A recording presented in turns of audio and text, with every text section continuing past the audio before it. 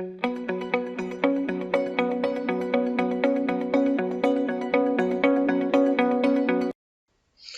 الخير يا دكاترة، يا رب دايما تكونوا بخير إن شاء الله. هنكمل مع بعض بإذن الله شرح الجزء. خلصنا الجزء العملي بتاع المايكرو والفارماكولوجي، وهنكمل مع بعض المحاضرات اللي انتوا طلبتوها في الفارماكولوجي في أجزاء. هنشرح المحاضرة رقم 18. طيب المحاضرة رقم 18 يعتبر محاضرة طويلة شوية، وإلى حد ما يعني فيها كلام كتير، لكن الكلام في المجمل كلام كلام تحس إن هو كلام مرسل وكلام سهل، يعني مفيش فيه التفاصيل الكتير مش هتبقى عندك، انما احنا هناخد من كل حته الاجزاء اللي بتيجي في الام سي كيو عشان نبقى ماشيين مع الجامعه، ونقول كل الزيادات اللي اتقالت في الجامعه والكلام بيجي ازاي في الامتحان ان شاء الله. طيب المحاضره بتتكلم عن كام حاجه؟ المحاضره بتتكلم على 6 حاجات. الحاجه الاولى الادويه التي تستخدم، يعتبر المحاضره ديت بتلم مين؟ المحاضره دي بالنسبه لنا بتلم ال6 حاجات بتوع الجي اي تي. الجي اي تي اللي هو الجهاز الهضمي. الجهاز الهضمي المفروض لو واحد جاي لك بيه، واحد جاي لك بيه اسهال، هديله الادويه ضد الاسهال، يبقى الانتي دايريال دراجز الادويه ضد مين؟ الاسهال. طب تاني حاجه العيان ممكن يكون جاي لك بكونستيبيشن. يعني ايه كونستيبيشن؟ كونستيبيشن يعني امساك، اديله اديله ملينات اسمها لاكستيف. حلو. طيب ممكن العيان يكون جاي لي بسبازم يعني ايه؟ ابدومينال بين، او يقول لك انا عندي مغص، هديله حاجه اسمها سبازموليتيك او حاجه تفك السبازم بتاع بتاع المعده، حاجه اسمها سبازموليتيك. طيب اللي بعد كده في ادويه في قطاع من الناس بيجي بحاجه اسمها جرد الارتجاع المريء. طب الناس اللي عندهم ارتجاع مريء دول المفروض اديلهم مين؟ المفروض اديلهم ادويه بتقلل الاتش سي ال، يبقى الاتش سي ال ما يخرجش، اللي احنا خدناه المره اللي فاتت، المفروض لهم مين؟ البي بي اي والاتش 2 بلوكرز. وقال لك بما ان المعده بتبقى مليانه بالاكل، خلاص افضل المعده. عشان افضل المعده الادويه اللي بتفضل المعده بنسميها بروكاينيتكس. برو يعني ايه؟ يعني بريماتيف، يعني بدائي، يعني فوق. خلاص كاينيتكس يعني بتزود حركيه المعده. تمام. بعد كده في مرضين مهمين، واحد اسمه انفلاماتوري باول ديزيز، وده بيشمل قطاع من الامراض، حاجه اسمها ulcerative colitis وحاجه اسمها كرونز ديزيز. ايه الفكره فيهم؟ الفكره ان في التهاب فين؟ في الجهاز الهضمي. التهاب بيبقى موجود فين؟ يا اما موجود في القولون يا اما موجود في السمول انتستين. في واحد تاني اسمه irritable bowel syndrome. irritable bowel syndrome ده بيبقى قطاع من الناس مش عارفين سبب المرض، ولكنه بيجي بحاجتين، يا اما بيجي بكونستيبيشن او يجي بدايريا، ويصطحب الموضوع ده كمان ممكن يجي بديبريشن. ديبريشن يعني ايه؟ يجي مين؟ وهو مكتئب. خلاص دول الحاجات اللي احنا هنتكلم عليها. طيب ناخدهم واحده بواحده. طيب اول حاجه عندنا مين؟ الانتي دايريال دراجز.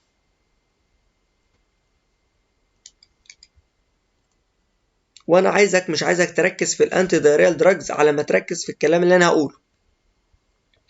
ايه الكلام اللي انت هتقوله يا دكتور؟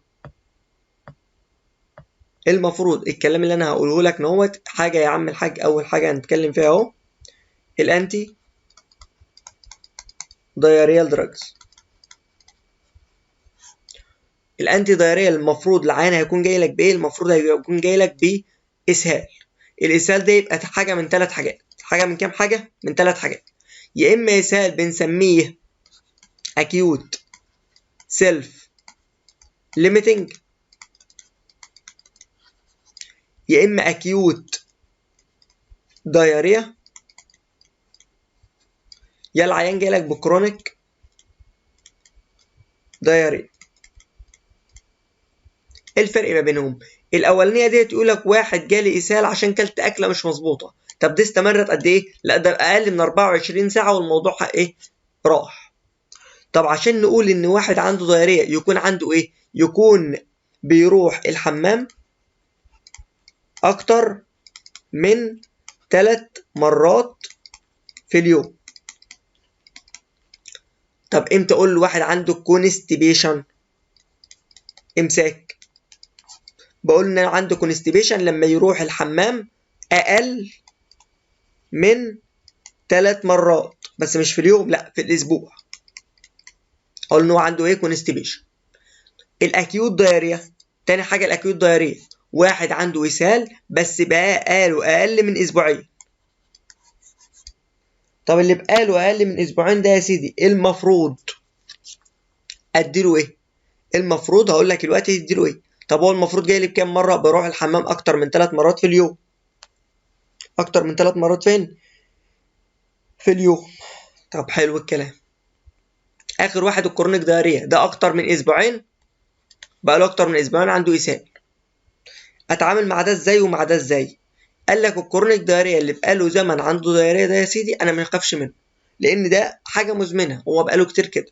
انما الاكيوت دايريا هو ده اللي انا اخاف منه. ليه يا دكتور تخاف منه؟ قال لك يا عم لان ده هيدخل العيان في دي هايدريشن. دي هايدريشن يعني ايه؟ دي هايدريشن يعني الميه اللي في جسمه كلها تقل، فممكن يخش العيان ده يموت منك بسبب ان هو ايه؟ بسبب ان هو عنده جفاف. يبقى اول حاجه اعملها للعيان اللي عنده اكيد دايريه اعمل له ايه؟ اديله محلول ميه. ليه يا عم؟ محلول ايا كان بقى، محلول ملح، محلول رينجر، اي محلول في الدنيا، خلاص بنسميه او ار تي. او ار تي، اورال ريهايدريشن ثيرابي. او لو الديهايدريشن كتير جدا ممكن اديله انترافينوس، اعلق له محاليل ورديه. حلو الكلام. يبقى الاكيوت دايريا اعالجها ازاي؟ يقول لك نون سبيسيفيك. نون سبيسيفيك يعني ايه يا دكتور؟ نون سبيسيفيك يا دكتور يعني اديله، انت عندك جفاف اديله ايه؟ ريهايدريشن ثيرابي. ريهايدريشن سواء اديله بقى عن طريق الاو ار تي اللي هو الشربه اللي موجوده في الصيدليه ديت اللي بحطها على 200 سم ميه وبقول لها تشربها له، او اي حاجه ثانيه. طب ممكن استخدم حاجات ثانيه؟ قال لك نون سبيسيفيك. يعني حاجات ايه؟ حاجات فقط هتوقف الاسهال. اول حاجه يا عم الحاج احنا عندنا ممكن ناخد، تاني حاجه ممكن ناخدها ان احنا عندنا الاوبيات. الاوبيات اللي هم مين؟ المورفين. الناس اللي بتشرب حشيش ومورفين والكلام ده كله عارفين ان الكلام ده كله بيعمل كونستيبيشن، فاديله ممكن اديله دواء شبه الاوبيات، يبقى اعمل اوبيات ديريفاتيف.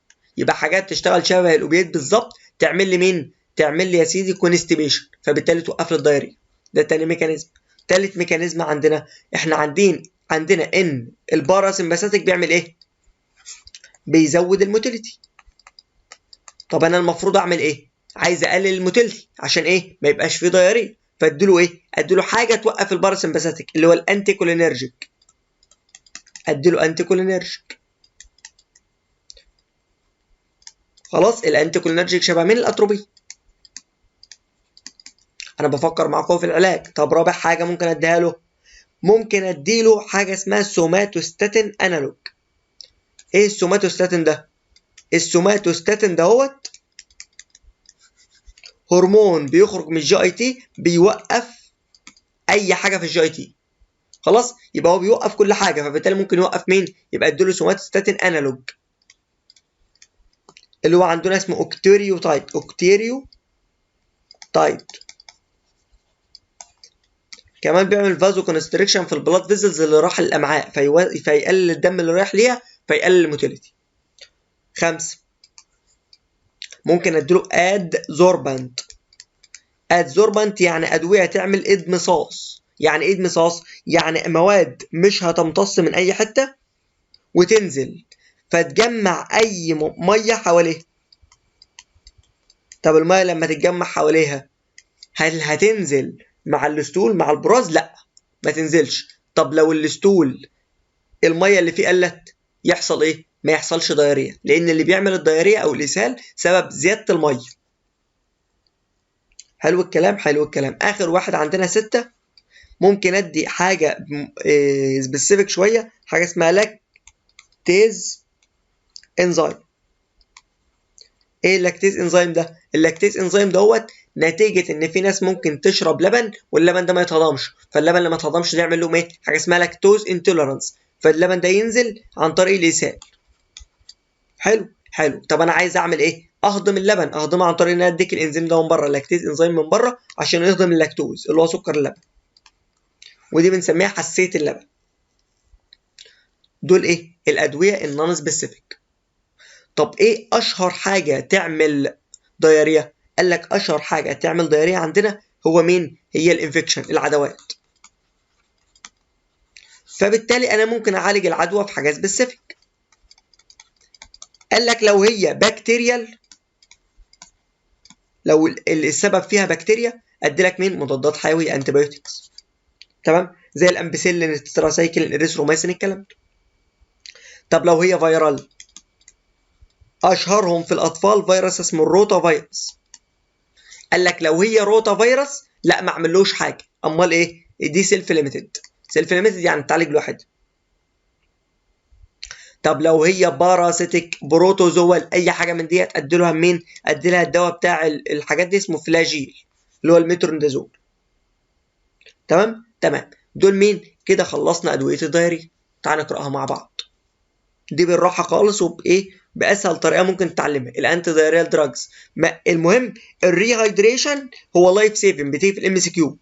ريهايدريشن يعني ايه؟ يعني انا خايف من الجفاف، فلازم ادي لك ايه؟ ادي لك محاليل بتظبط الكلام ده اهو.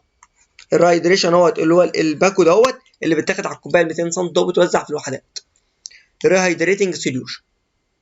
تاني حاجه ممكن استخدم اوبيات ديريفاتيف او انتي كولينرجيك او سوماتوستاتين او الزوربنت او لاكتيز زي ما احنا قلنا. طب السبيسيفيك، لو انا عندي بكتيريا اديك مضادات حيويه، الامبيسيلين بقى، تتراسايكلين، الريثرومايسين، الكلام ده.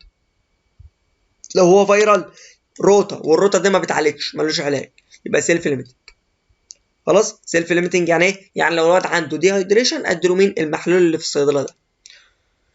البارازيتيك، بروتوزوا، الكلام ده كله ادي له ايه؟ انتي بارازيتيك، اللي هو مين؟ غالبا بيبقى مين؟ الميترونيدازول او الفلاجيل. ادي الادويه يا باشا اللي عندك. الفارماكولوجي كسرها بتيجي في الام سي كيو. الريهايدريتنج سوليوشن يا عم الحاج بيعمل ريهايدريشن فيقلل الجفاف وبيرجع الالكترولايت لايه؟ لمحلها. حلو. عشان يقلل من المورتاليتي، يقلل الوفيات. الدبليو اتش او بتقول لك ان الريهايدريشن كريتيكال فور بريفنتنج كومبليكيشن اسوشيتد ويز دايريا. لازم تدي ريهايدريشن، لازم تدي محاليل من بره. ليه؟ عشان امنع الجفاف. تاني حاجه اوبيات ديريفاتيف اسمه لوبريمايد. ما هو ما ينفعش اديك افيون، ما ينفعش اديك اوبيويد. ليه؟ لان الاوبيويد يا باشا في منها ادمان، فانا اديك حاجه ما يبقاش منها ادمان. خلاص؟ دونت يوز الاوبيويد اف بكتيريال انترايتس السسبكتد. مهمه في الام اس كيو دي. يعني ايه؟ بص يا باشا، بيقول لك ما تستخدمش الاوبيات لو انت عندك بكتيريال انترايتس. يعني ايه بكتيريال انترايتس؟ يعني لو دي يا عم الحاج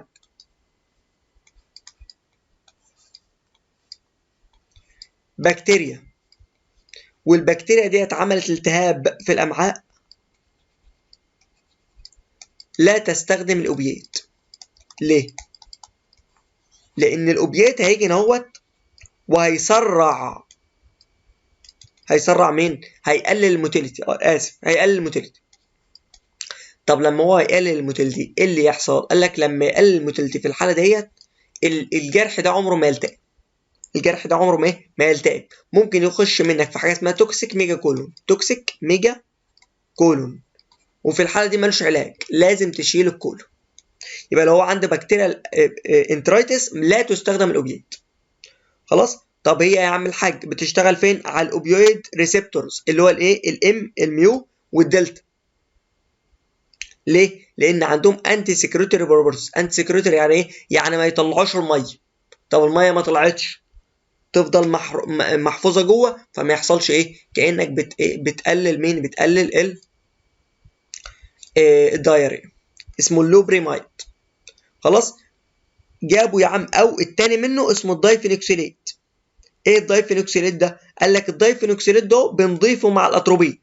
طب ليه بنضيفه مع الاتروبين يا دكتور؟ قال لك بنضيفه مع الاتروبين يا باشا لان الاتروبين، قلت لك المره اللي فاتت ان الاتروبين بيعمل اعراض وحشه، بينشف الريق، الكلام ده كله، فيكره العيان لو حتى عايز يستخدمه كادمان يكرهه في ان هو ياخده. القرص اسمه لوموتيل. اسمه ايه؟ لوموتيل. حلو. او ممكن استخدم انتي كولينرجيك لوحده اللي هو الاتروبين. ليه؟ لان الاتروبين بيقلل. طب احنا بنحطه مع الاتروبين هنا ليه؟ قال لك بنحطه مع الاتروبين عشان نقلل الاوبيويد ابيوز. وتاني حاجه ان الاتروبين له انتي كولينرجيك. انتي كولينرجيك يعني ايه؟ بيوقف البريستاليسيس او بيوقف حركه الامعاء. بيبلوك الفيجال تون اهو اند برولونج الجات ترانزيت تايم. خلاص بيشتغل على ايه؟ على الريسبتور اسمه ماسكارينيك رقم 3. حلو الكلام.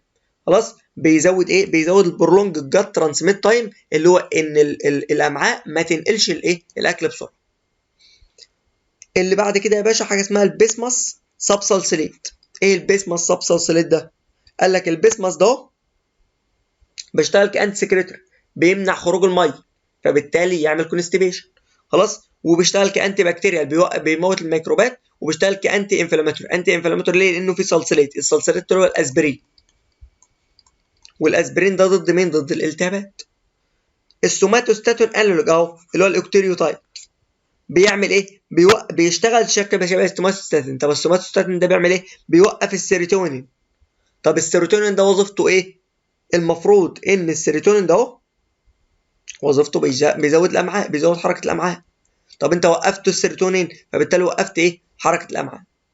يوزد في السيمتوماتيك تريتمنت في الكارسينويد تيومرز، وهم في الام سي كيو دي. ايه الكارسينويد تيومرز ديت؟ كارسينويد تيومرز ورم بيحصل بسبب الانزياد خلايا اسمها الانتركرومافين سيلز. العيانه دي بتبقى جايه لك ايه؟ بحاجتين، يقول لك وشها احمر وعندها دايريه وعندها اسهال. وشها احمر بسبب ان السيروتونين موجود بيعمل فلاشنج، بيعمل فازو دايليتيشن.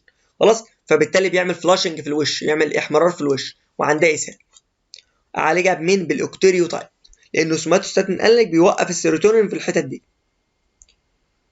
تمام. وكمان السيروتونين الكارسينويد بيفرز هيستامين وبراديكاينين وسيروتونين والكلام ده كله، بيعمل ايه؟ بيعمل فلاشنج في الفيز زي ما احنا قلنا. ماشي الكلام.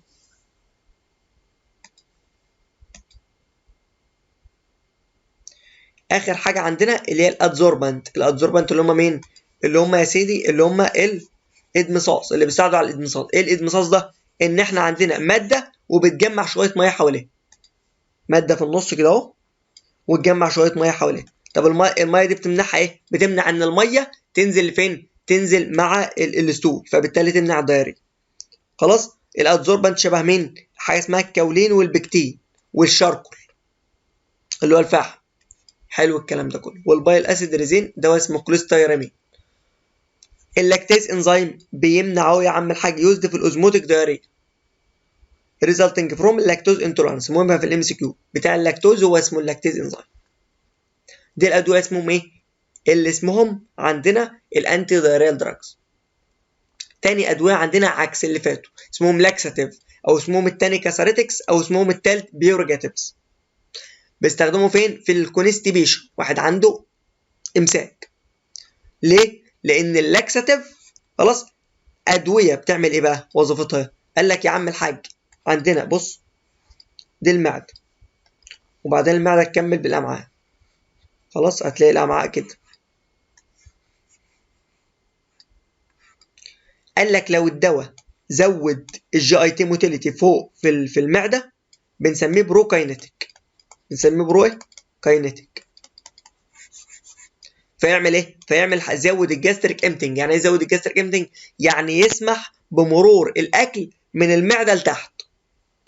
طب لو الدواء زود لور جي اي تي موتيليتي، اللور جي اي تي خلاص اشتغل على السمول انتستين وزود حركه الامعاء، بنسميه في الحاله دي لاكساتيف. بنسميه في الحاله دي لاكساتيف. يبقى لو الدواء فضل اكل من السمول انتستين من البول يعني خلاص، وزود الجي اي تي موتيليتي نسميه لاكساتيف. طب لو الدواء زود الجي اي تي موتيليتي بس فين؟ بس في المعده، بنسميه بروكاينيتيك. ماشي الكلام. وده الكلام المكتوب عندك اهو. evacuate الباولز or promote defecation، بيساعد على التبرز اللي هو نزول البراز. by enhancing بيزود الموتيليتي بتاع اللور جي اي تي. الترمين بيستخدموا سواء كان لاكساتيف او كاساريتيك او بيروجاتيف. خلاص، بس بيقول لك بنحدد اذا كان هو لاكساتيف ولا كاساريتيك على حسب. على حسب مين بتيجي في الام سي كيو؟ على حسب الجرعه، على حسب مين الدوز بتاع الدرج. الدوز بتاع الدرج لو اديتك 4 مللي من الكاستر اويل اللي هو زيت الخروع هيشتغلوا كلاكساتيف. لاكساتيف يعني ايه؟ مايلد افكت، بيزود بيطلع لك مين السوفت ثيرمال ستول بس. طب لو انا عايز اديك حاجه بستخدم ككاساريتك اديك 15 ل 60 مللي من الكاستر اويل. ليه؟ لانه سترونج افكت بيطلع مين الطعام اللي هو مين الستول اللي هو ايه السيمي ليكويد.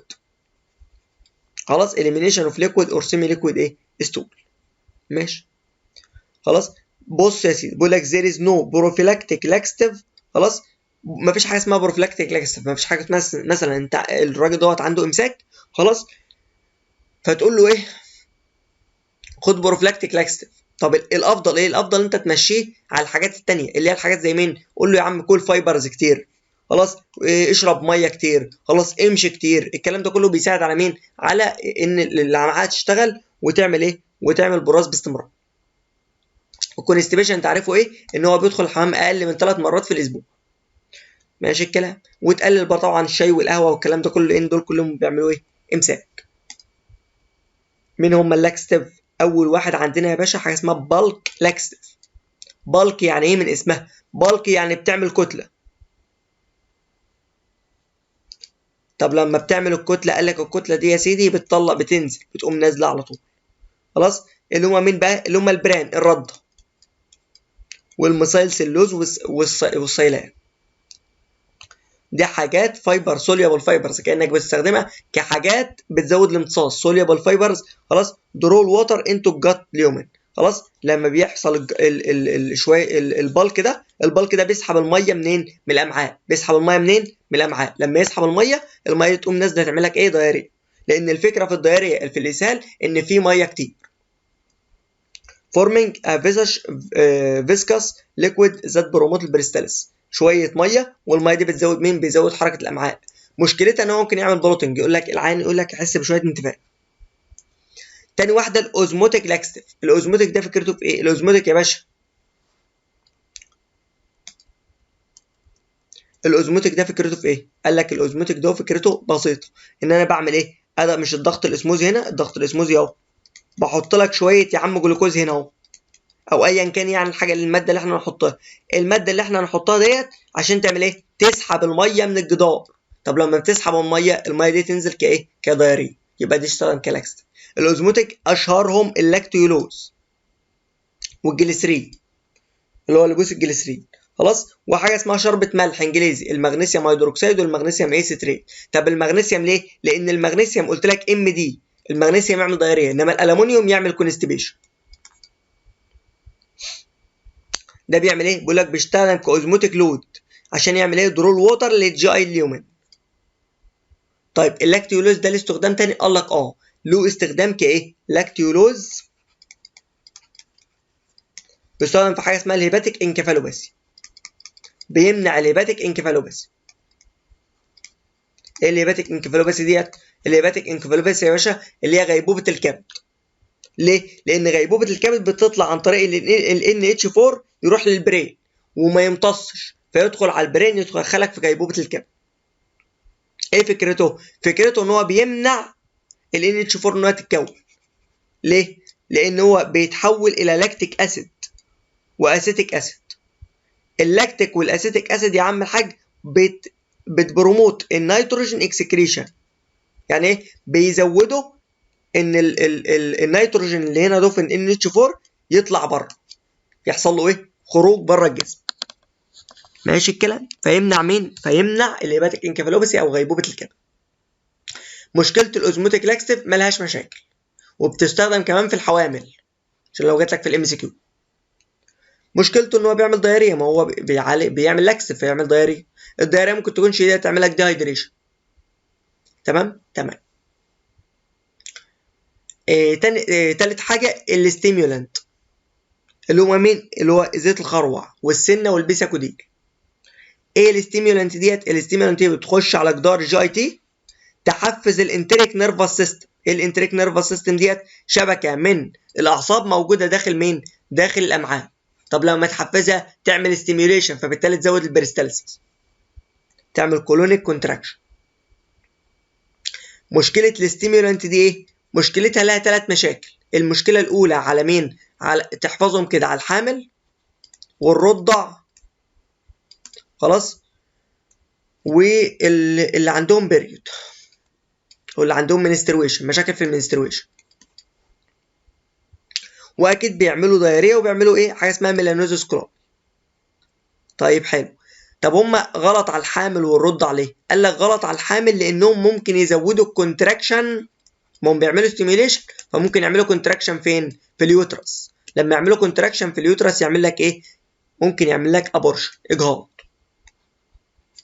طب غلط على الناس اللي بترد عليه. قال لك غلط على الناس اللي بترد على انهم بيطلعوا ممكن يخرجوا مع اللبن، فلو اتفرزوا مع اللبن الواد ده يشربهم، فلما الواد يشربهم يحصل له ايه؟ كاساريتك دايريا، الواد دوت يجي له اسهال دايريا.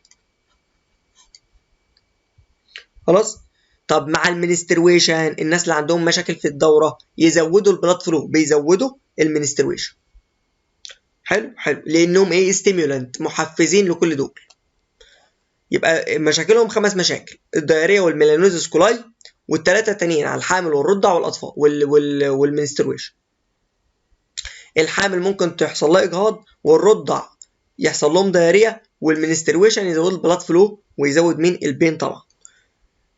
الرابعه معانا حاجه اسمها ايمولانت، حاجه اسمها ديكوزيت. ايه الديكوزيت ده؟ خلاص، ده بيزود الميه والفات جوه الستول. طب لما الميه تزيد يحصل دايري، مشكلته دايري. اللوبريكانت، لوبريكانت اللي هم مين؟ اللي هم الملينات، زي زيت البارافين. الزيت اويل كوت، زيت يعني بيشتغل كملين، بيلين المكان، بيلين المكان عشان تنزل مين؟ ينزل الستول بالراحه. اهو يا عم، اويل كوتنج اون ستول بروموت ايزير باسج، وبيهبط الري ابزوربشن فولتر، بيمنع امتصاص الميه. بقول لك ما تستخدموش لمده اسبوعين. تمام. ريسك اوف اسبيريشن، ليه؟ لان انت ممكن يحصل لك اسبيريشن منه لانه زيت. ماشي. اخر حاجه الاوبيويد انتاجونست. احنا مش قلنا الاوبيويد بتزود؟ الاوبيويد بتعمل كونستيبيشن، وقف الاوبيويد يا باشا. يبقى هو الدواء اسمه نالتريكزون. خلاص، ما بيعديش البلاد برين بارير فيستخدم في الكونستيبيشن. تمام، لان احنا قلنا الاوبيويد بتعمل ايه؟ بتعمل كونستيبيشن. طب وقف الاوبيويد. خلاص، وقف الاوبيويد يا باشا، يبقى انت هتوقف الكونستيبيشن، يبقى يحصل دايريا. استخدم كلاكساتيف. دول ادويه مين؟ ادويه اللاكساتيف بتوعنا. الادويه مين؟ اللاكساتيف. استخدامات اللاكساتيف في علاج مين؟ الكونستيبيشن، الامساك. تاني حاجه عشان تمنع الستريننج اند البايلز. ايه البايلز ديت؟ البواسير. ايه مشكله البواسير؟ ان في واحد عنده دايليتد فينز، في شويه اورده كبار كده. مشكله الاورده ديت لو انت عندك كونستيبيشن امساك يبقى انت عندك هارد ستول. الهارد ستول ده هو نازل هيخلي البواسير دي تنزف، فالعيان يقول لك لا ما عادش عامل حمام تاني. طب في حلاوه اللاكستيف ايه؟ يحصل دايريا. طب الدايريا ديت ينزل الستول، ينزل لوز، خلاص، ينزل طري. فلما يكون طري البواسير ما تنزفش، عشان يمنع العيان يحزق وهو عنده بواسير. تالت حاجه عشان افضي البول، افضي الامعاء وانا بحضر العيان عشان اعمل له اي جراحه، او وانا بحضره عشان اعمل دايجنوستيك بروسيديور زي الكولونسكوبي. الكولونسكوبي اللي هو المنظار، منظار شرجي، لازم احضره، فلازم اديله من لاكست. الرابعه عشان ازود الاليمينيشن اوف توكسيك سبستانس فروم الجي اي تي. لو انت اتسممت باي ماده وانا عايز اطلع الماده ديت من الجي اي تي، اعمل ايه؟ اديك لاكستيف عشان تخرجها. اخر حاجه تو اكسلريت الاكسكريشن اوف بارازايت افتر انتي هيلمنسك دراجز. خلاص، انا اديتك دلوقتي دواء يموت الديدان. طب الديدان ده انا عايز اطلعها بره، اخرجها بره جسمك، ادي لك لاكستيف عشان تخرج مع الستول. ماشي الكلام. تالت نوع من الادويه عندنا السبازموليتكس. سبازموليتكس يعني ادويه تقلل السبازم او تقلل من انقباض العضلات. ريلاكس الجي اي تي سموث ماسلز، يعني بتبسط العضلات. ليه؟ عشان تستخدم في الاكيوت والكورنيك ديزيز اكومبانيد باي جي اي تي. خلاص، سموث ماسل هايبر اكتيفيتي، ان السموث ماسل فيها زياده، فيها سبازم. خلاص، يقول لك ايه؟ انا بطن فيها انقباضات او في بطن فيها مغص. خلاص، اديله ايه؟ اشهر دواء عندنا بيستخدم في المغص الباسكوبان. الباسكوبان ده له استخدام تاني في حاجه اسمها الموشن سيكنس.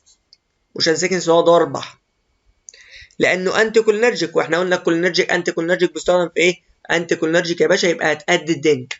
هتعمل ايه؟ تهدي الدنيا، يبقى مفيش كونتراكشن، يبقى في ريلاكسيشن. حلو. تاني واحد بقى حاجه اسمها البابافيرين.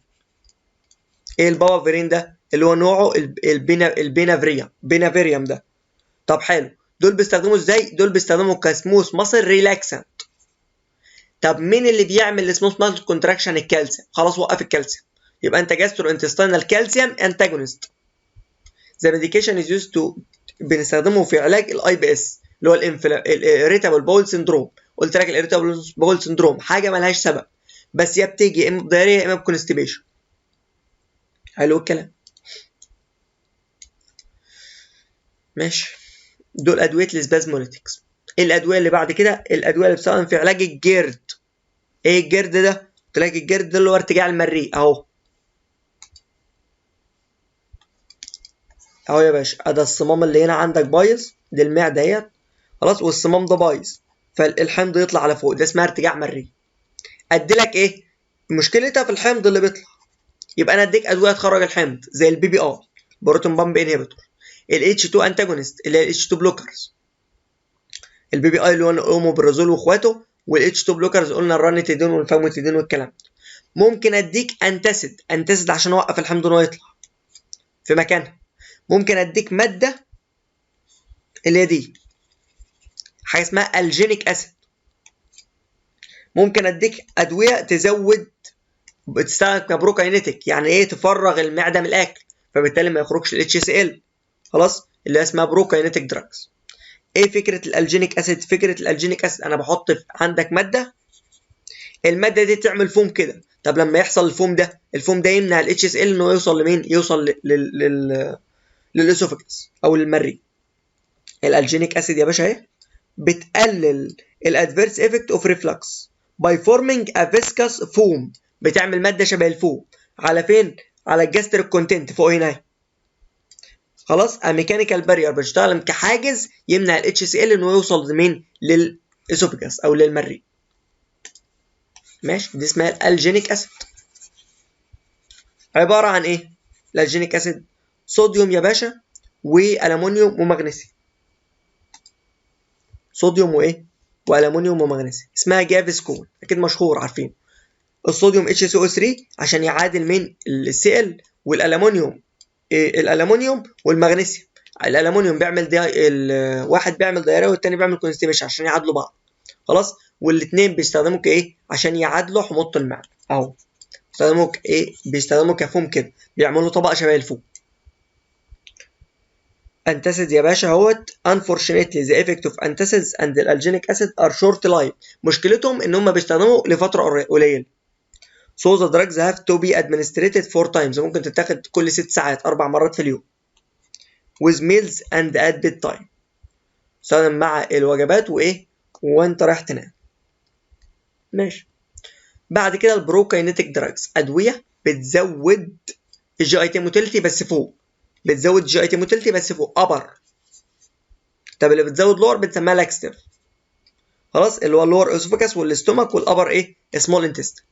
but not اللارج انتستين. ما بتشتغلش على مين؟ على القولون خالص. اللي بيشتغل على القولون اسمها لاكستيف. عشان كده بتعالج مين؟ بتعالج الحاجات اللي فوق اللي هو الجرد، ارتجاع المريء، عشان تزود مين؟ تزود الاكل وهو يخرج من المعده. وبتعالج الجاستروباريسيس. قلنا الجاستروباريسيس اللي هو مين؟ عمليه كسل المعده. كسل المعده عن الاكل. ما العيان يقول لك انا عنده السكر وحاسس بتقل في الاكل، لما باكل بطني بتبقى مليانه على طول. اديله حاجه تفرغ الاكل اللي في المعده ده. البروكاينيتيك عندنا منها كام نوع؟ المفروض عندنا منها 4 انواع. خلاص، اول نوع منهم حاجه اسمها الدوبامينرجيك بلوكرز. ايه الدوبامينرجيك بلوكرز وايه الدوبامين اصلا؟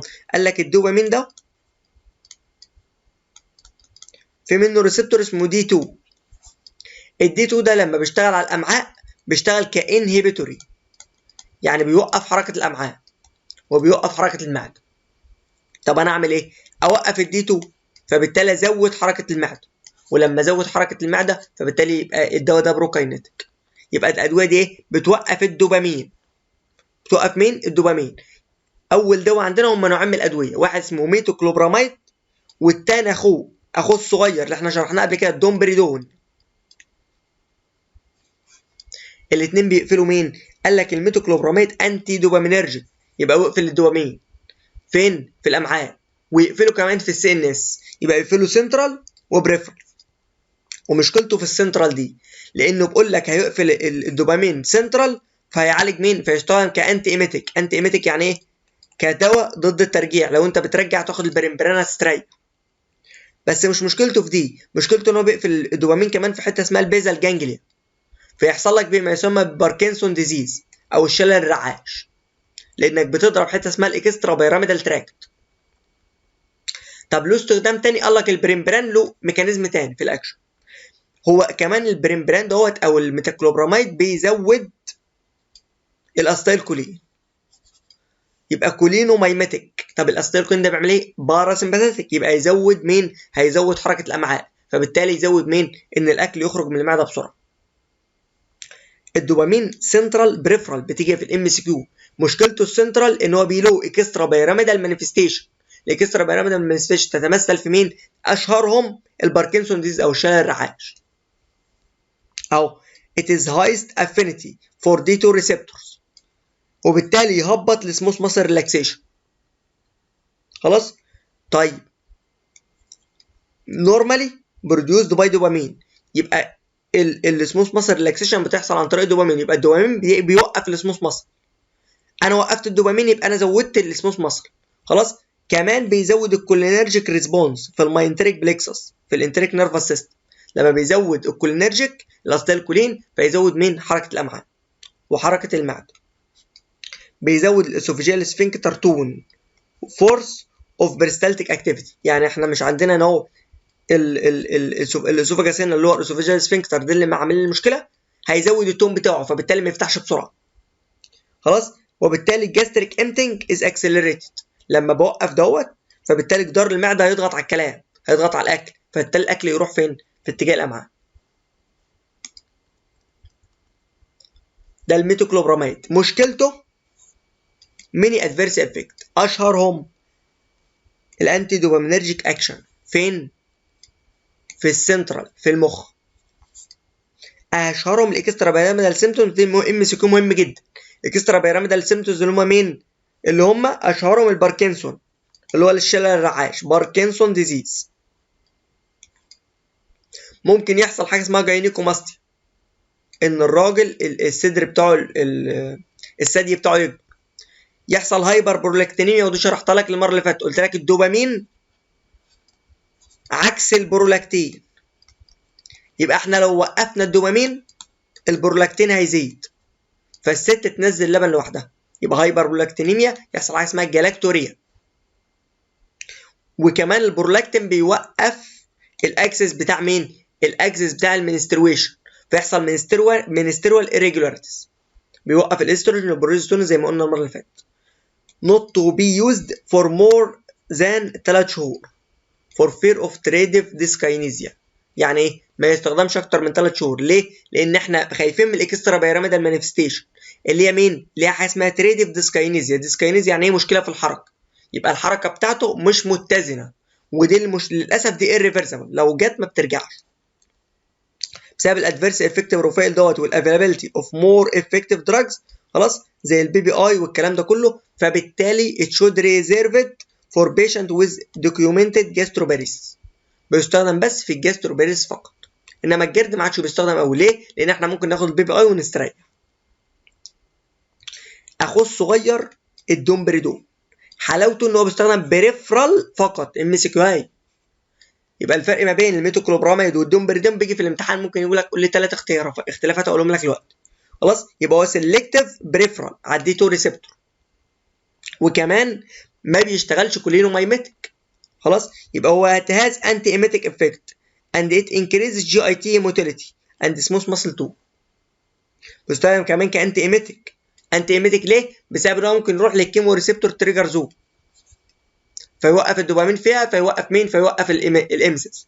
بس مين الاقوى ضد الترجيع، الدومبريدون ولا البريمبران او الميتوكلوبراميد؟ الميتوكلوبراميد، لانه بيروح للسي ان اس بكميات كبيره، ما بيعديش البلاد برين بارير. it has less adverse effects زي الميتوكلوبراميد. مالوش ايه؟ no extra pyramidal symptoms. no extra pyramidal symptoms. طب لو انا ممتحن صعب شويه وقلت لك يا باشا بص احنا عندنا دوايين، واحد اسمه ميتوكلوبراميد وواحد اسمه دومبريدون، اذكر 3 اختلافات ما بينهم وبين بعض. هتقول لي يا باشا الميتوكلوبراميد بيوقف الدي 2 سنترال وبريفرال، انما الدومبريدون بيوقفها بريفرال فقط. ماشي. هتقول لي الميتوكلوبراميد بيزود الاسيتايل كولين، يبقى هو ليه كولينومايميتيك اكشن، انما ده لا ملوش. هتقول لي ان ده انتي ايميتيك وده انتي ايميتيك، بس ده سترونج انما ده ويك، ده ضعيف، لانه ما بيروحش للسينس بكميات كبيره.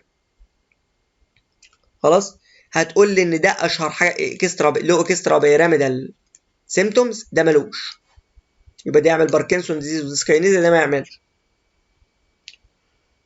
حلو الكلام. طيب ماشي تمام.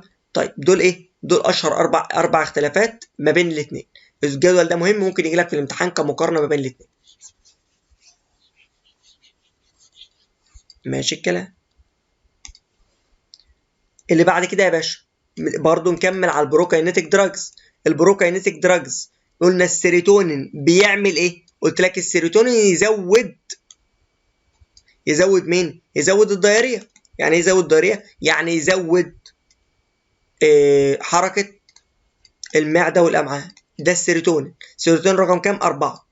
اخترعنا ادويه تشتغل كسيروتونين ريسبتور اجونست تزود السيروتونين، او اشهرهم الموسابرايد، وده ما عادش بيستخدم. موسابرايد قال لك دي جاسترو بروكاينيتيك ايجنت، بيشتغل ازاي؟ سيلكتيف سيروتونين ريسبتور رقم 4 اجونست، بيشتغل على السيروتونين يزوده. لو بيشتغل على السيروتونين يزوده، ده بيروح للمعده يعمل ايه؟ يزود افراز المعده من الاكل اللي فيه.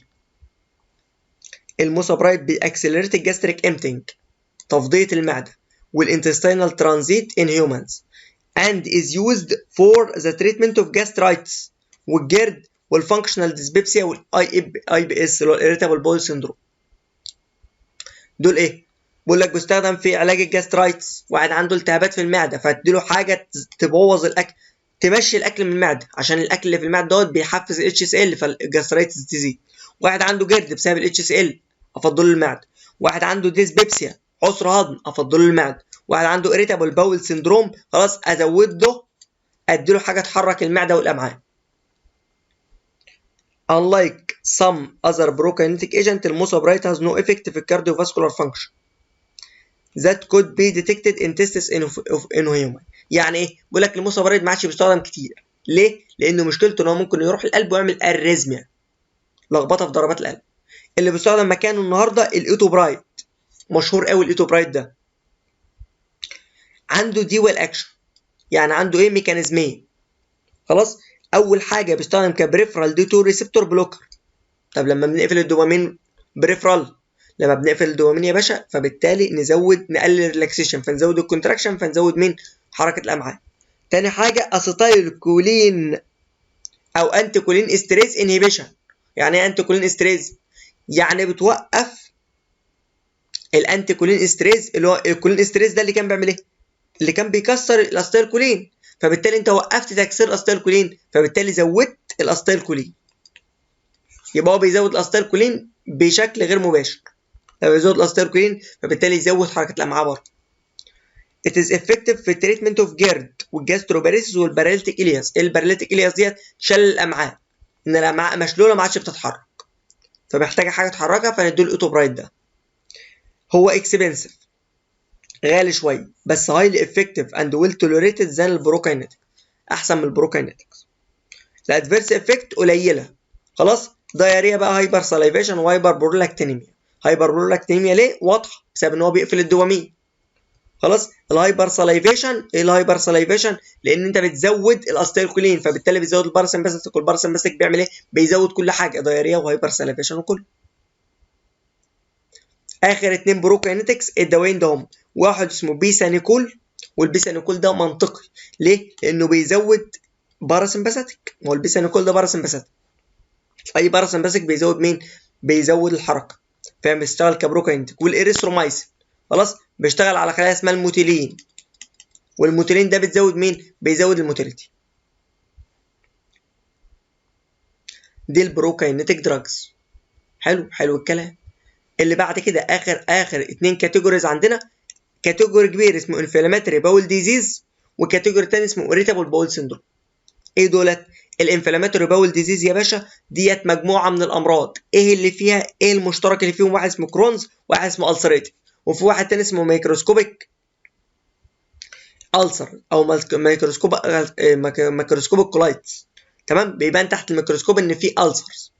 برضه الشاهد الوحيد فيهم اللي احنا ما احناش عارفين السبب بتاعهم unknown لغايه دلوقتي، بس المتهم اللي انا اقدر اتهمه ان انا لما بقلل المناعه الدنيا بتهدى، الدنيا بتبقى كويس. يبقى المتهم عندي مين؟ الانتي بوديز اللي بتطلع تكسر مين؟ تكسر الامعاء او تكسر مين؟ القولون.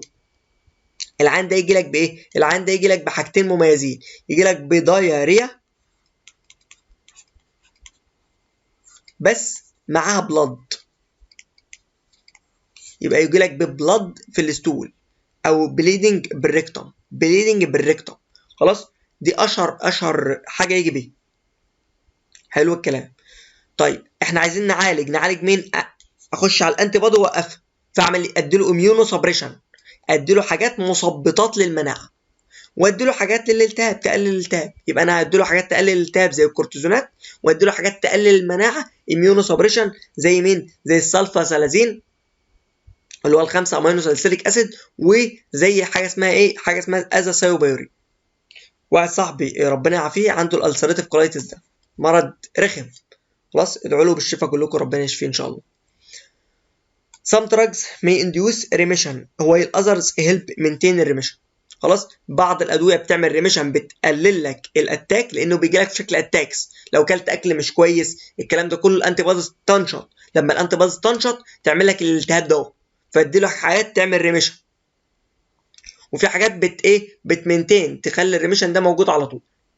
الادويه اللي بنستخدمها معظم اميونو سبريشن، بتوقف المناعه عشان اوقف الانتي بوديز ده. اشهر دواء عندنا السلفاسالازين او الميزالامين، ده اخوه. السلفاسالازين موجود في السوق باسم بنتازا. البنتازا ده يا باشا ما بيجيش ده من بره، العلبه ب 400 جنيه.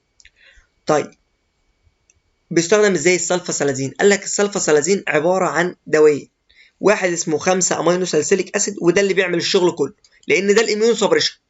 ده مين؟ يبقى احنا عندنا الدواء ده مكون من مقطعين، سلفاسالازين عباره عن 5 اسا اللي هي الامينو ساليسيليك اسيد، والصلفه، والصلفه ده اللي بيجي منها معظم المشاكل. حلو حلو. الصلفه ده بيستخدم كانتي بكتيريال، بيوقف مين؟ بيقتل الميكروبات. طب الخمسه اسا ده اللي بيستخدم كاميونو سبريشن، بيوقف المناعه. اهو ده اللي مكتوب عندك، الخمسه امينو ساليسيليك اسيد وسلفاسالازين. خلاص، يبقى هو دواء بيدخل لك وبعدين يتكسر للاثنين دول، هيدرولايز بالجي اي تي فلور، توبوس السلفا بايريدين. خلاص، دي السلفا اللي هو الانتي بايوتيك، والميزالامين، الميزالامين اللي هو الخمسه اسيد. الثيرابيوتيك افكت may be related to antibacterial properties of sulfapyridine and الانتي-inflammatory properties بتاع الميزالامين. يبقى الميزالامين بيستخدم كانتي انفلاماتوري، والتاني كانتي بكتيريال زي ما احنا قلنا. الميزالامين بيهبط السايكل اوكسجين اللي هو الكوكس، اللي هو كان بيهبط له الاسبرين بالظبط، والبروستاجلاندين برودكشن. طب البروستاجلاندين لو هي تبقى انت توقف الانفلاميشن. and can be obtained in several formulations that deliver to be different regions of small large bowel. خلاص، بيستخدم ممكن تاخد منه 2 جرام اللي هو حبايتين وحبايتين، او ممكن تاخد 4 حبات الصبح و4 حبات بالليل اللي هو ممكن تاخد 4 جرام منه. حلو حلو. ده اسمه ايه؟ السلفاسالازين. مشكلته في الصلفه، لان الصلفه دي بتعمل حساسيه، وبتعمل ممكن تعمل بون مارو ديبريشن، ممكن توقف مين؟ البون مارو. عشان كده استبدلوا الصلفه ديت بادويه ثانيه. حلو الكلام. ايه الادويه الثانيه بقى اللي هم استخدموها؟ هناخدها اهو. يبقى ده اميونو سبريشن وانتي انفلاماتوري وانتي بايوتيك، ما بيشتغل ما شاء الله كل حاجه اهو. الدراجز يوزد تو مانج الالسريتيف كولايتس. السلفاسلازين الادفيرس افكت بتاعته كتيره. بسبب ايه؟ بسبب ان هو عنده السلفوناميد اللي هو الصلفه. صنعنا منه حاجه اسمها الميزالامين، ده فيور سايد افكت، السايد افكت بتاعته قليله اقل من السلفاسلازين. ليه؟ لان ما عندوش سلفه. This drug is most effectuous في البروكسيمال ريجون اوف جي اي تي. الميزالامين حلاوته ان هو بيستخدم في البروكسيمال ريجون لو انت عندك الموضوع كرونز مش السريتيف، لان الكرونز بيجي بدري في السمول انتستين، انما الالسريتيف بيجي في القولون. الاولسلازين والباسلازايد. الاولسلازين ده يا باشا ده 2 مولكيول من الميثالازين اهو، عاملين كده مربوطين بداي سلفايد بوند، سلفر وهنا سلفر، داي سلفايد بوند. خلاص. which is cleaved by intestinal bacteria، البكتيريا بتكسره. associated with severe diarrhea، ممكن يعمل ممكن يستخدم في السيفير دايري. البالسلازايد خلاص البكتيريا بتكسره في الديستال بورشن اوف جي اي تي. يبقى لو عايز واحد في الديستال استخدم البيسالازايد، لو عايز واحد في البروكسيمال في الميزالامين. الاولسلازين خلاص بيتكسر يا عم شبه الميثالامين، بس اتنين منه مربوطين بين بدايسلفايد بوند. اللي بعد كده ممكن استخدم مين؟ حبيبنا الكورتيزون. الكورتيزون ده اكتر حاجه تهبط المناعه. خلاص. هو بيوزد خلاص لما بنستخدمه امتى؟ لما السلفاسلازين والميثالامين ما يبقوا انفكتيف. خلاص. في الحالات في الاكيوت اكسسربيشن، او لو عيان جالك ببليدنج كتير جدا وانت مش عارف تسيطر عليه اديله كورتيزون. السلفاسلازين والكورتيكوسترويد ايكوالي افكتيف، الاثنين مع بعض افكتيف جدا وبيجيبوا نتيجه كويسه. الانتي انفلاماتوري افكت مور رابيدلي ويز الكورتيكوسترويد، الانتي انفلاماتوري افكت بتاعه عاليه جدا. ميبي ادمنستريت، ممكن تديله انترافينوس، بس هو بيستخدم اورال في معظم الحالات. بيستخدم انهي واحد؟ اللي هو السولو بريد. صاحبي ده اصلا مشي اول 3 شهور على السولو بريد خلاص، وماشي بقى على طول على اللي هو محمد اللي هو ال5 اسا ده اللي هو البنتازا خلاص، وماشي كمان على واحد كمان اللي هو الازاسوبيرين، ماشي على ال3 دول. مشكله البنتازا اللي فوق دوت ان هو بيقلل الفوليك اسيد، فانت لازم تاخد معاه فوليك اسيد، لازم تاخد معاه ايه؟ فوليك اسيد من بره. تمام. خلاص. اسمه ايه؟ البوديزونايد، ابروفد فور تريتنج الاكسسربيشن بتاع الكرونز ديزيز. بقول لك بتكسر عن طريق الفيرست باس ميتابوليزم، عن طريق مين؟ عن طريق الليفر. فلو واحد عنده مشكله في الليفر ما ياخدوش. دي البوديزونايد. limiting the adverse side effect generally associated with corticosteroid use. مشكلتهم في مشكله الكورتيزون اصلا. الكورتيزون طبعا بينفخ الجسم، بيعمل سولت ووتر تنشن، بيزود الضغط، بيزود السكر، الكلام ده كله. ممكن تستخدم اميونو سبريشن ثانيه اللي هو صاحبي بيستخدمها اهو، الازاسوبيورين. خلاص. ممكن سايكلوسبورين 6 ميركابتوبيورين، دول بيستخدموا برضه، بس الازاسوبيورين اشهر. الاميونو سبريسنت ار لاست ريزورت if corticosteroid fail to induce the remission of the ايه؟ inflammatory bowel disease. لو الانفلاماتوري بول ديزيز كلها ما عادش في نتيجه بتاخد الازاسوبيورين، بس لو الحاله شديده بتاخد ازاسوبيورين من اول ايه؟ من اول شويه، من اول ايه؟ ما تروح. قال لك في ادويه جديده لو الادويه دي كلها ما جابتش نتيجه اميون سبريشن ولا غيره، بتنتقل بادويه تانيه اسمها بيولوجيكال دراجز، او العلاج البيولوجي. خلاص. علاج بيولوجي. العلاج البيولوجي مشكلته ان هو غالي ومشاكله كتير، ولو خدت علاج بيولوجي ما عادش ينفع ترجع لمين؟ ما عادش ينفع ترجع للادويه. العلاج البيولوجي ده عباره عن ايه؟ مش احنا مشكلتنا ان في انتي بودي بيروح يكسر الامعاء، انا هطلع انتي بودي تاني يمسك فيه، يبقى انا انتي بودي وهطلع انتي بودي تاني، هصنع انا انتي بودي اسميه ماب مونوكلونال انتي بودي، يجي يمسك في الانتي بودي ده، فبالتالي يمنع الانتي بودي اللي هو بيروح يكسر الامعاء ان هو يكسر الامعاء. دي فكره المونوكلونال انتي بودي. الدواء اسمه انفليكسي ماب، اخرهم كلهم كلمه ماب دي. خلاص. الانفليكسي ماب. وواحد تاني اسمه اداليمو ماب. الانفليكسي ماب مونوكلونال انتي بودي، ذات تارجت من بقى مشكلته ان هو بيتارجت مين؟ التيومر كروس فاكتور الفا. ده حلاوته. التيومر كروس فاكتور الفا هو المسؤول عن الانفلاميشن اللي بيحصل في حالات من الالسريتيف والكرونز ديزيز. هو بيروح يمسك فيه، خلاص، لما يمسك فيه يمنع ان هو يكسر من الامعاء. to used to manage a severe Crohn's disease. The drug is administered parenterally to suppress the inflammation mediated by tumor cross factor. خلاص، يبقى هو بيتاخد حقن عشان يوقف من الانفلاميشن اللي بيطلع عن طريق الموضوع ده. usually given with immune suppression عشان نعمل ايه؟ to avoid the likelihood of development of antibodies against it. خلاص، بستخدمه مع الاميون سبريشن عشان ده يوقف الانفلاميشن والاميون سبريشن توقف الانتي بوديز انها تطلع تاني. مشكلته مشاكلهم كتير. dizziness، خلاص، caution is essential during driving or activities that require alertness. مشكلته ان هو بيدوخ فما يتاخدش وانت سايق مثلا. ممكن يعمل هارت فيلير، وممكن يعمل لوباس لايك سندروم. لوباس اللي هو مين؟ الذئبه الحمراء، اللي هو بقى الوش بتاعه يحمر شويه، اللي ممكن يدخله في لوباس نفرايتس لو هي عندها لوباس، يعني لو هي عندها السي ال اي او الذئبه الحمراء يدخله في لوباس نفرايتس، ان الكليه ممكن تبوظ بسبب اللوباس دي. الكونترا انديكيشن انت ما تستخدموش لو انت عندك سرطان، لان انت عندك سرطان وبتقلل المناعه، فانت كده بتقول السرطان انتشر. ولو انت عندك سيرس انفكشن زي التي بي، لان التي بي لو قللت المناعه هيحصل ايه؟ هيحصل ان هو التي بي هينتشر في الجسم كله. ايه الاذر مونوكلونال انتي بوديز تو التيومر كروس فاكتور الفا؟ قلت لك الاداليموماب، خلاص، والكورتوليزوماب والناتاليزوماب. دول كلهم بتاخدوا تحت الجلد، حقن تحت الجلد، سبكوتينيوس ادمنستريشن. كلهم اخرهم بكلمه ماب، مونوكلونال انتي بودي، مونو كلونال انتي بودي. اخر حاجه معانا في المحاضره، انا عارف المحاضره طويله بس غصب عننا يعني، خلاص، الادويه اللي بتستخدم في الاريتابل بول سيندروم. ايه الاريتابل بول سيندروم ديت؟ قال لك الاريتابل بول سيندروم دي سيندروم بتحصل مع الناس، يقول لك انا مكتئب، وشوف اللي يقول لك انا عندي قولون عصبي، او القولون العصبي ده والاريتابل بول سيندروم. لما بقى اخش في ستريس شويه مش عارف ايه، اخش في ديبريشن، يحصل لي مين؟ يحصل له دايريه كتير، ممكن يحصل له كونستيبيشن، خلاص، ممكن اخش في ديبريشن. فيبقى التريتمنت استراتيجي بتاعتنا ازاي؟ بقول لك ميكس اوف دراج ودايت وسايكولوجيكال انترفنشن. هتدخل بكل دول. اول حاجه الدايتري موديفيكيشن، لازم اظبط الدايت بتاعي، خلاص. يبقى انا هافويد الفود، خلاص، اللي هو الليجومز والبينز. ليه؟ لان دول ممكن يعملوا دايري او ممكن يعملوا كونستيبيشن. وازود كمان الفايبر، عشان الفايبر ديت ما تعملش ايه؟ ما يحصلش عندك لا دايريا ولا كونستيبيشن. طب حلو، لو هو عنده دايريا، لو هو عنده irritable قولون عصبي بس مصحوب بدايريا، ادوا ادويه الدايريا. سهله اهي.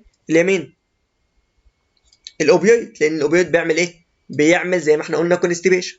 ادوا الانتي كولينرجيك، لان الانتي كولينرجيك اللي هو اللوبراميد، او ممكن اضيف له الدايفينوكسيليت مع الاتروبين اللي هو القرص اللي هو اسمه لوموتيل.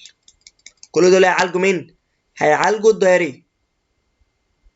بقول لك ممكن استخدم واحد جديد، ده اللي هنعرفه بقى، الالوستيرون. ايه الالوستيرون ده؟ قال لك الالوستيرون ده بيوقف السيروتونين. مش قلنا السيروتونين بيزود الموتيليتي؟ وقف السيروتونين، وقف السيروتونين، خلاص. الاست ريزورت بيكوز ات مي انديوس اسكيميك كولايتس. خلاص، مشكلته ان هو يا عم الحاج ممكن يعمل اسكيميا، يعني يمنع الدم ان هو يوصل للقولون، فيحصل ايه؟ التهابات في القولون بسبب قله الدم. وممكن يحصل سيريس كونستيبيشن، ممكن يحصل كونستيبيشن عنيف لما بتوقف السيروتونين رقم كام؟ 3. اما الادويه اللي فاتت كانت ايه؟ سيروتونين 4 اللي هو الموسابرايد والايتوبرايد. طيب فور كونستيبيشن، لو انت عندك الاريتابل بول سندروم بس مصحوبه بكونستيبيشن، ادي لك حاجات تعمل لاكسيتي. ممكن ادي لك مالتيبل ريجمنت بالبالك فورمينج ايجنت اللي هو الميثايل سيلولوز، او البران اللي هو الرد. ممكن ادي لك اكسرسايز انكريزنج الفلويد انتيك اند ستول سوفتنرز. ممكن اقول له جري. خلاص، فور كونستيبيشن بوردومينت irritable bowel syndrome في الستات، خلاص، بديله اجريسيف تريتمنت شويه. في الستات بديلها ايه؟ بديلها دواء اسمه تيجازيريد، مشهور قوي ده، خلاص. بيستخدم كايه؟ سيروتونين اجونست، بس السيروتونين رقم كام؟ 4. طيب because of increasing the incidence of myocardial infarction، مشكلته ان هو اخر شويه حصل منه مايوكاردال انفاركشن او موت جزء من عضله القلب، وبيعمل لك كمان ذبحه صدريه، وممكن يدخل العيان ده في ستروك. تمام؟ ليه؟ لانه بيزود الجي اي تي موتيليتي. خلاص؟ سبيد الجي اي تي موبيليتي. بيعمل كمان سمول باول كولونيك فلويد ريسكريشن، بيزود السكريشن بتاع الفلويد فيدخلك في دايري، وبيزود الجاستريك امتنج. ممكن مشكلته ان هو بيدخلك في ايه؟ ميوكاردال انفاركشن، موت في عضله القلب، او ممكن يدخلك في ذبحه صدريه. الله اكبر. نعم. ممكن كمان يحصل منه ايه؟ ستروك او جلطات. طيب تمام ماشي. دي بيستخدم فين؟ في لو ستات عندهم ايه؟ كونستيبيشن، المصحوب بإيريتابل بول سندروم ومعاه ايه؟ كونستيبيشن. في بيشنت تانية بيجي لهم بديبريشن. خلاص؟ ديبريشن اللي هو اكتئاب، وانكزايتي. انكزايتي اللي هو مين؟ اللي هو يبقى العيان ايه؟ قلقان شويه. خلاص؟ بندي لهم حاجات ضد الاكتئاب اللي هو تراي سايكليك انتي ديبريسنت اللي هو التي سي اي، وممكن ندي لهم كمان حاجه اسمها اس اس ار اي. الاس اس ار اي دوت بيمنع سيروتونين ري ابتيك انهبيتور، بيمنع امتصاص الايه؟ السيروتونين. او البنزودايازيبين برضو ده بيقلل مين؟ بيقلل الاكتئاب.